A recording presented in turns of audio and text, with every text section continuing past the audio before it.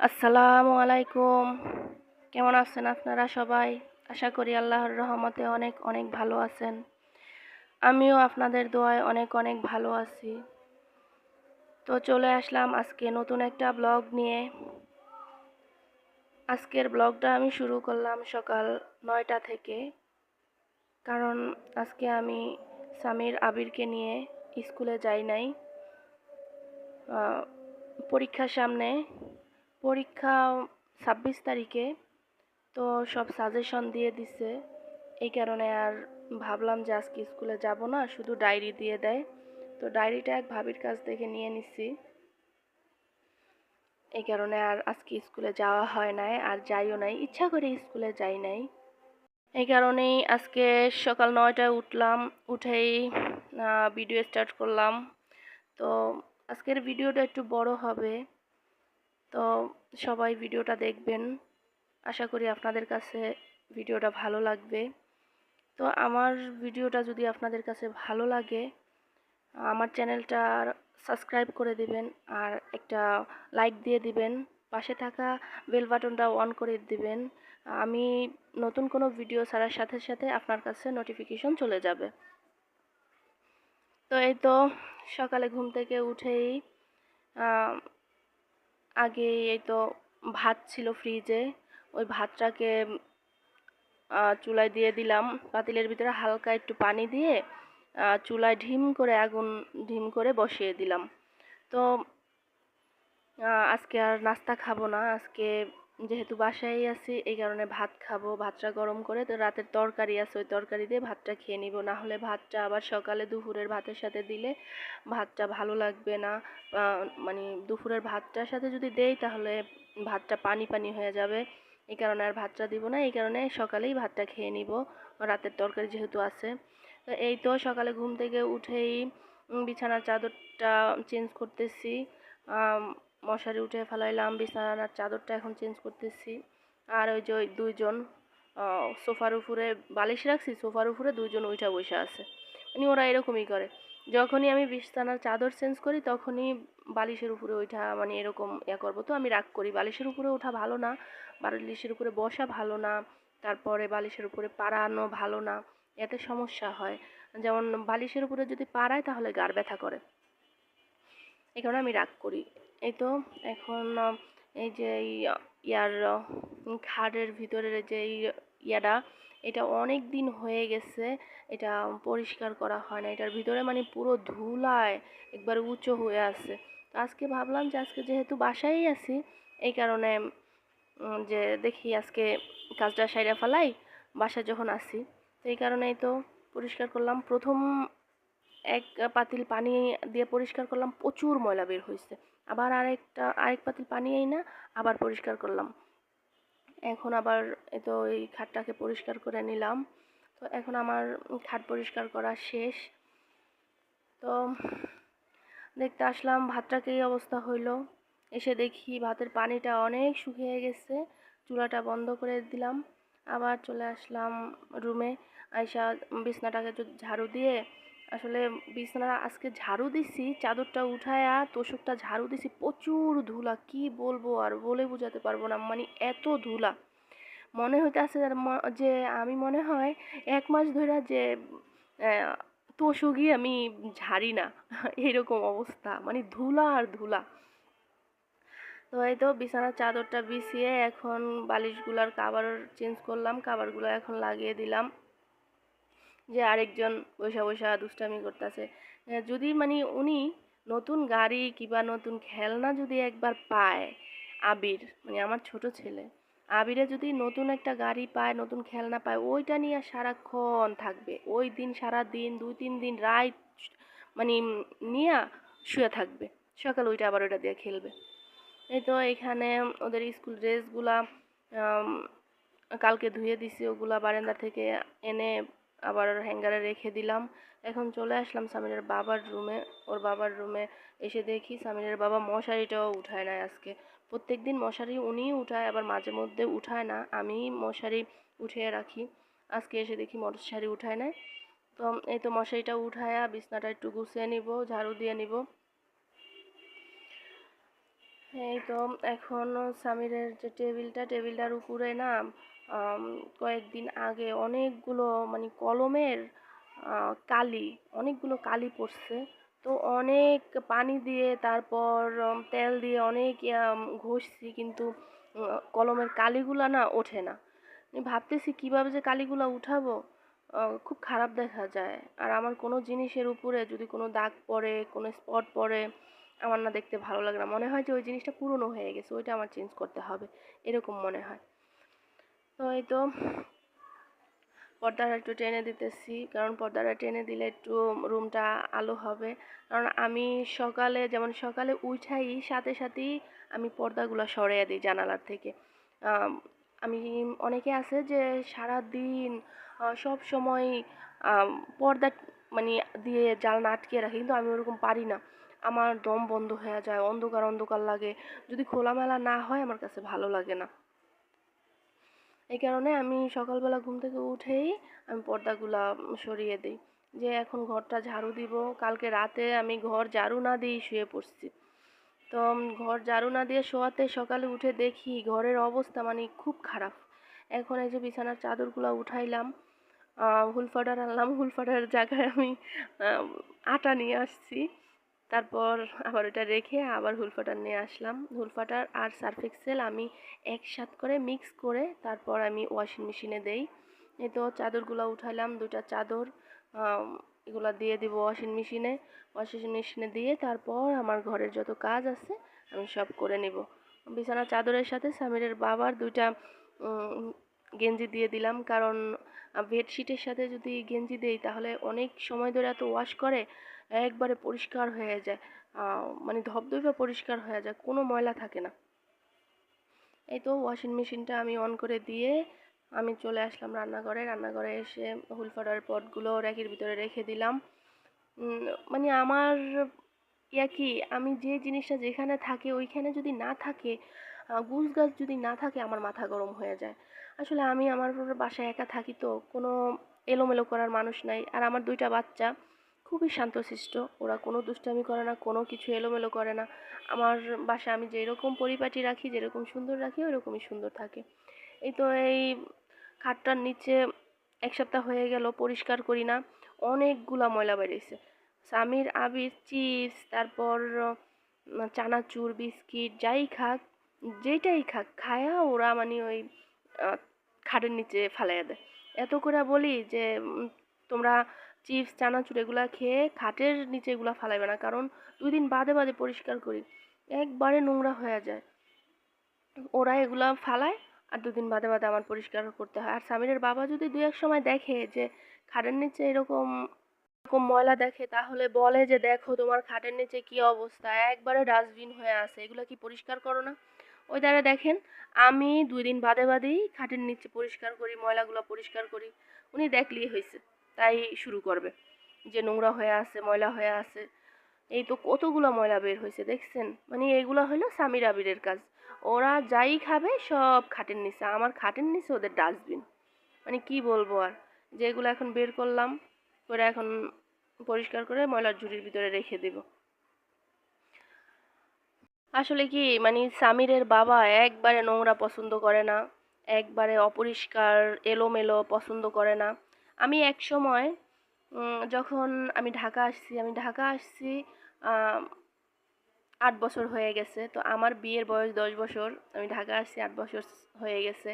আমি 2 বছর গ্রামে ছিলাম।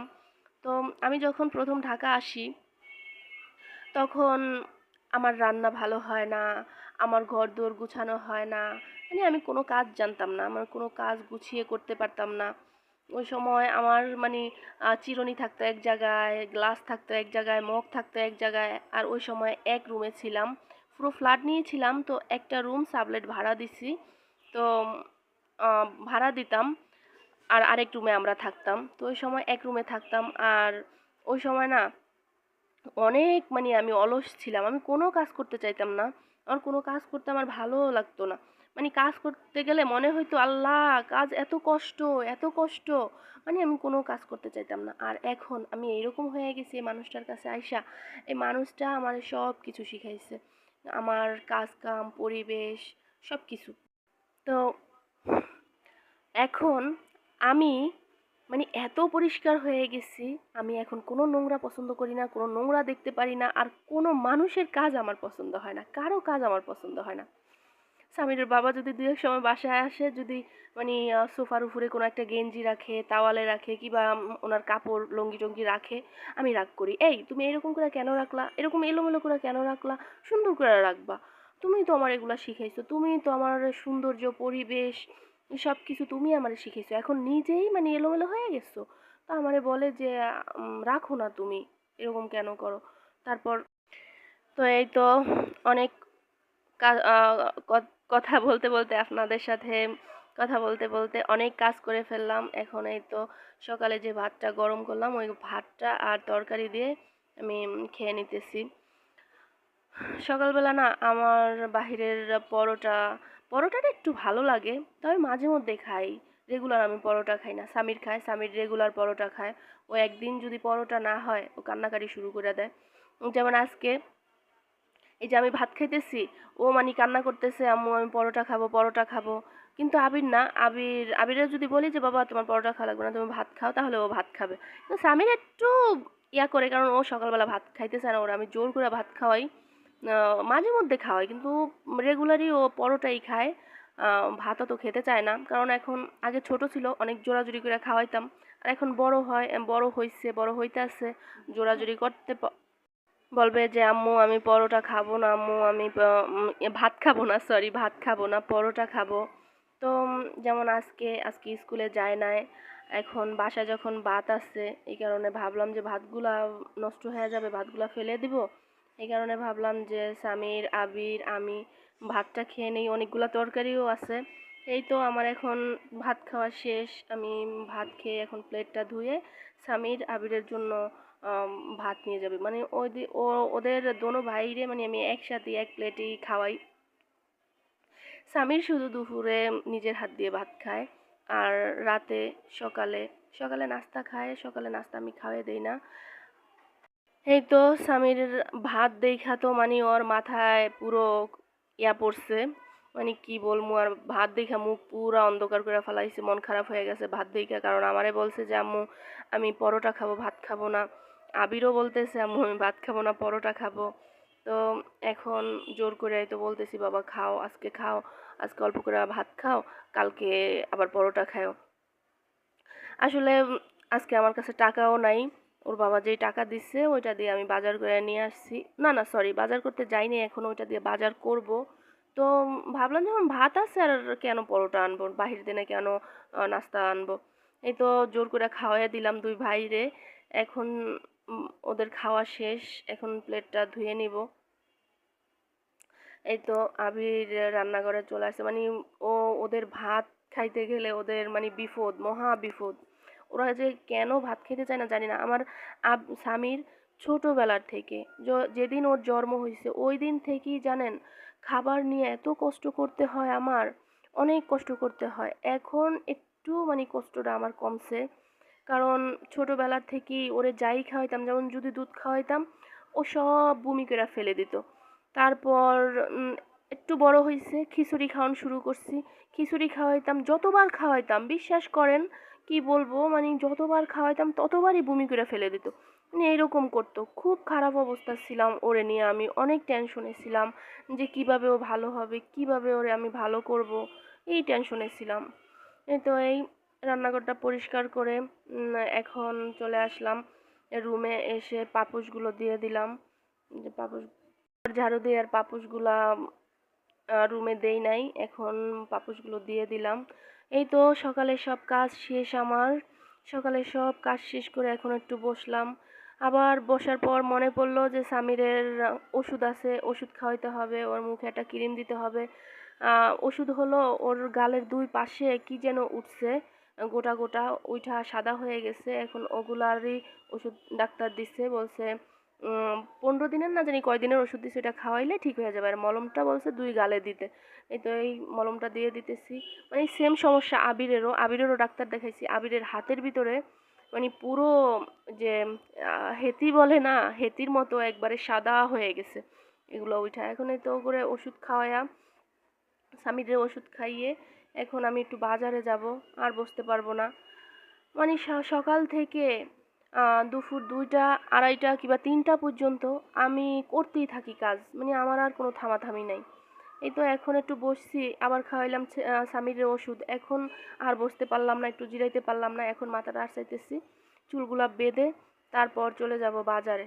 এইখান দিয়ে দুই ভাই মানে গাড়ি লইয়া লাগাইছে, স্বামীরের গাড়ি একটা, আবিরের গাড়ি একটা। তো স্বামীরের গাড়ি আবিরের গাড়ি, দুই ভাইয়ের গাড়ি হয়েছে 1 মাস হয়েছে কিনা দিছি, ওদের বার্থডে হয়েছে, বার্থডের সময় আমি কিছু দেই নাই, এই কারণে ওদের বার্থডে হয়েছে সেপ্টেম্বরের 10 তারিখে, তো গাড়ি কিনে দিছি অক্টোবরে।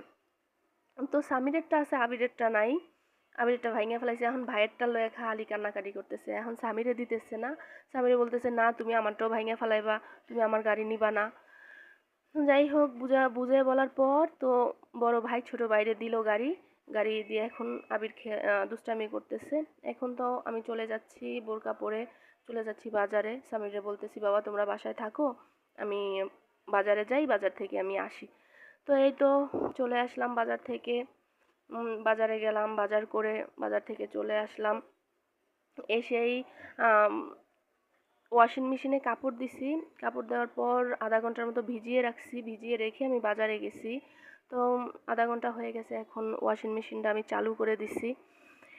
ওয়াশিং মেশিনটা চালু করে যে বাজার আনছি ওই বাজারগুলা রান্নাঘরে নিয়ে গেছি, নিয়ে এই যে পেঁয়াজ আনছি, পেঁয়াজের কেজি মানে ইন্ডিয়ানটা 100 টাকা কেজি, আর দেশিটা 150 টাকা কেজি, মানে দেশি পেঁয়াজ যেটা এটা 150 টাকা। তো দেশি পেঁয়াজটা আনি নাই, কারণ আমার প্রচুর পেঁয়াজ লাগে, মাসে 10 কেজির মতো পেঁয়াজ লাগে, 10 কেজি পেঁয়াজ লাগেই আমার, কারণ আমার প্রচুর পেঁয়াজ খাওয়া পড়ে।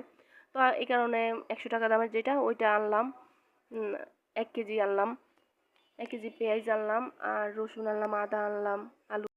তো এই তো পোয়া মাছ আনছি বাজার থেকে, পোয়া মাছগুলারে কেটে এখন ধুয়ে নিতেছি।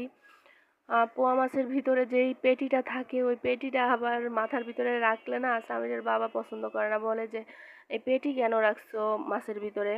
তো এই কারণে পেটিগুলো বের করে ফেললাম। তো এখন আবার লবণ দিয়ে ভালোভাবে খেসে নেব।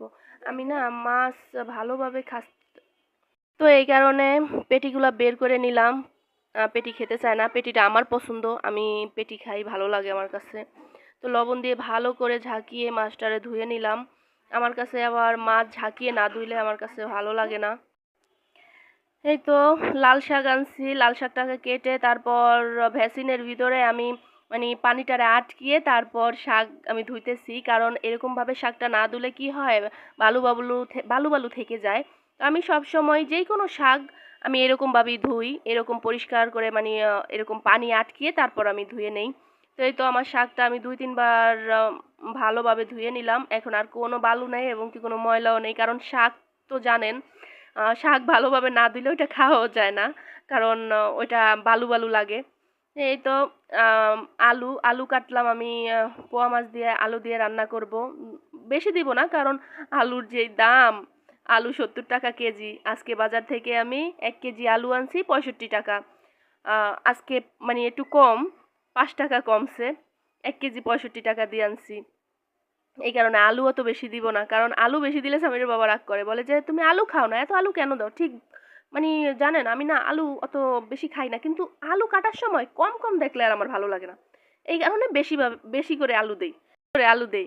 তো এই তো আহ, শাকটারে আমি কড়াইয়ের ভিতরে দিয়ে তারপর এর ভিতরে কি বলে মরিচ মরিচ দিয়ে লবণ দিয়ে তারপর বসিয়ে দিলাম। এখানে আবার এই পাতিলে আমি আবার মাছ রান্না করব, ওই ওই মাছের পাতিলটাও বসিয়ে দিলাম। এখানে বোতলের ভিতরে তেল নাই, বোতল খালি হয়ে গেছে। আমার বোতলে না, ছোট বোতলে তেল বলতে ভরতে মানে আমার একটুও ভালো লাগে না, একটু আমার ভালো লাগে না, এই কারণে আমি বড় বোতলের তেলই আমি মানে সব সময় বড় বোতল ইউজ করি, ছোটগুলো ইউজ করি না।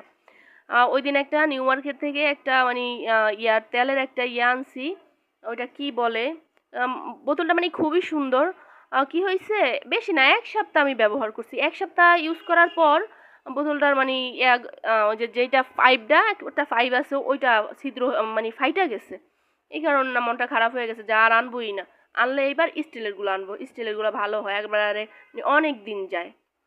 এই তো এখানে আমি মাছটা বসিয়ে দিলাম।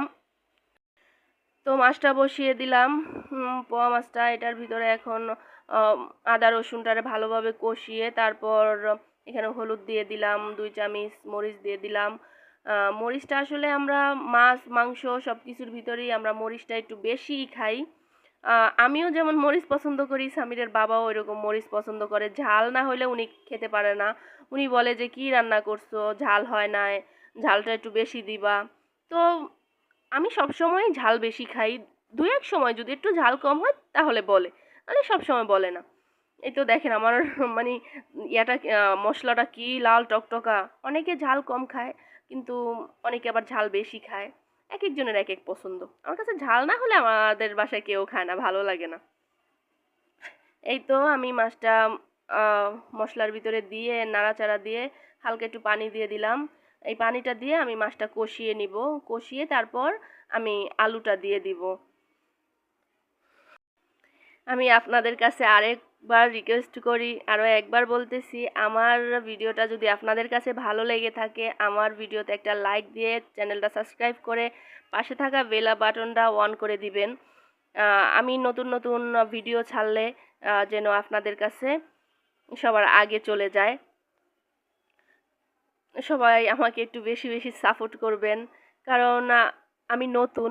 আমি ওইরকম অ অন্য অন্য চ্যানেলের আপুদের মতো বুঝিয়ে কথা বলতে পারি না, গুছিয়ে কথা বলতে পারি না, সুন্দরভাবে ভিডিও করতে পারি না। তাও যদি আমার ভিডিওটা আপনাদের কাছে ভালো লেগে থাকে, আমার চ্যানেলটা প্লিজ প্লিজ সাবস্ক্রাইব করে দিবেন আর একটা লাইক দিয়ে দিবেন। আপনাদের একটা লাইকে আমার ভিডিওটা অনেক জনের কাছে যাওয়ার জন্য সাহায্য করবে। তো এই তো আমার মাছটা রান্না করা শেষ। আ এখন মাছ যে রান্না করছি তাহলে শোনেন মজার বিষয়। মাছ রান্না করছি কিন্তু মাছের ভিতরে লবণ দেই নাই। মুখে দিয়ে দেখি যে লবণ হয় না। তারপর আবার লবণ দিচ্ছি। আমার মাঝে মধ্যে এরকম হয়। এইখানে আমি আবিরের ম্যাডাম আসছে। আ ম্যাডামের কাছে পড়তে যাবে। আমি আবিরে ১ গ্লাস দুধ খাইয়ে দিলাম। দুধ খাবে না। বলতেছে, "না আমি খাবো না।" তারপর জোর করে খাইয়ে দিলাম। এইখানে আমি ওয়াশিং মেশিনের কাপড়গুলো সব বের করে নিলাম। আ উম ওয়াশিং মেশিনে কাপড় ধুয়ে একবারে শুকিয়ে গেছে। হালকা একটু বারান্দায় মেলে দিব। মেলে ৫ মিনিট মেলে রাখলেই শুকিয়ে যাবে। এখানে আমার রান্না-বান্না সবকিছু কমপ্লিট হয়ে গেছে। সব শেষ। এখন ভেসিনটারে ভালোভাবে হুইল পাউডার দিয়ে ধুয়ে নিব। হুইল পাউডার দিয়ে না ধুইলে ভেসিন নোংরা থাকে, গন্ধ আসে। এই তো আমি বারান্দার ভিতরে ওয়াশিং মেশিনের কাপড়গুলা বের করে বারান্দার ভিতরে মেলে দিতেছি। ৫ মিনিট রাখলেই শুকিয়ে যাবে, বেশি লাগবে না। তো সবাই ভালো থাকবেন, সুস্থ থাকবেন। আ আমার জন্য সবাই দোয়া করবেন আর বেশি বেশি সাপোর্ট করবেন। আ আসসালামু আলাইকুম। আল্লাহ হাফেজ। সবাই ভালো থাকবেন।